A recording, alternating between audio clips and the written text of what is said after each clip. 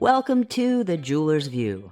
I'm Courtney Gray, and after 25 years in the jewelry industry, 15 of those running one of the most elite schools in the country, and working with masters and aspiring makers from across the globe, I've experienced the highs, the lows, and everything in between. I've consulted for organizations both large and small, and I work one-on-one with makers who are building their own creative business.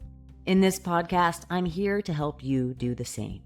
Whether you're just starting out, maybe you're dusting off the bench, or looking to elevate your craft to the next level, we'll explore topics that build confidence, tackle challenges, and help you achieve your goals.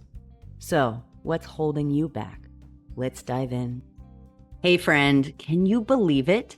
This is episode 25 of The Jeweler's View.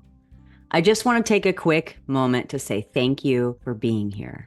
Whether you've listened since the beginning or this is your first episode, your support means everything to me. This show was born out of passion to help creative entrepreneurs, especially jewelers, but not just jewelers, find momentum, clarity, and confidence to build their business how they want it to be.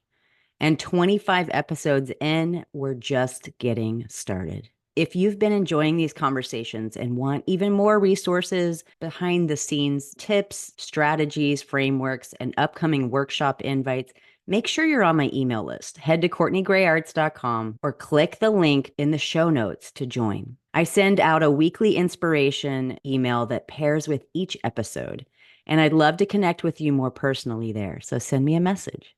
Also, be sure you're following the podcast. The Jeweler's View lives right here wherever you're listening, on your favorite podcast app and on YouTube now at The Jeweler's View.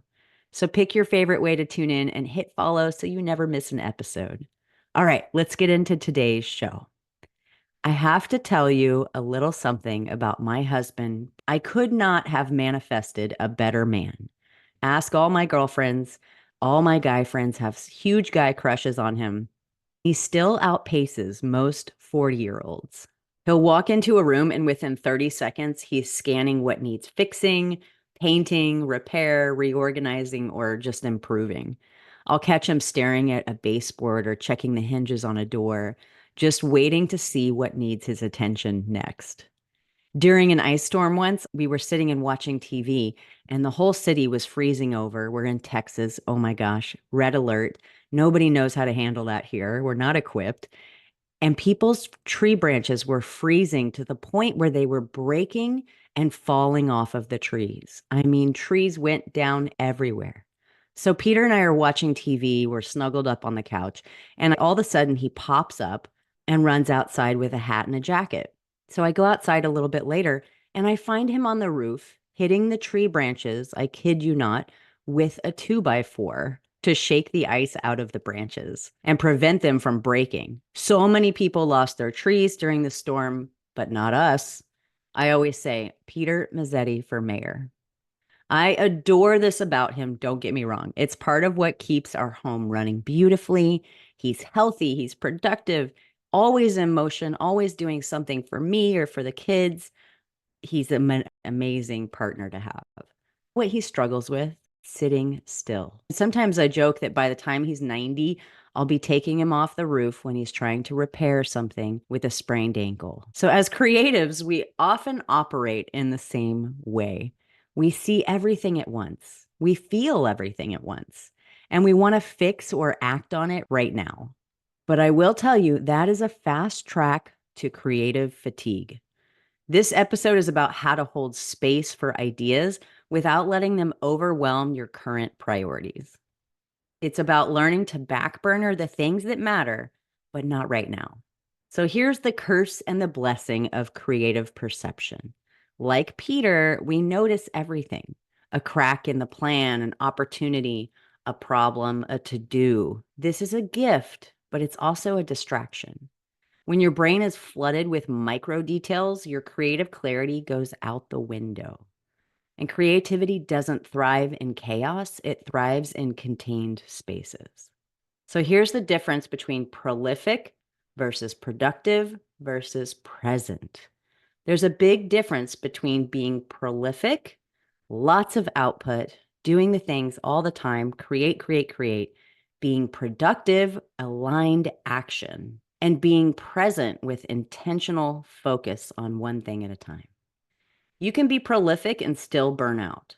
You can be productive but spread too thin. Or you can be present and let your best work emerge at its own pace.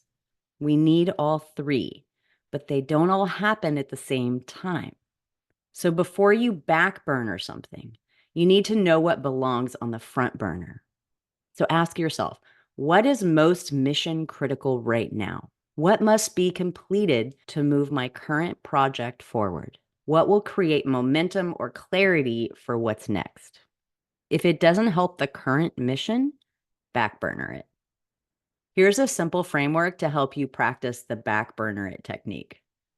Step 1, brain dump everything.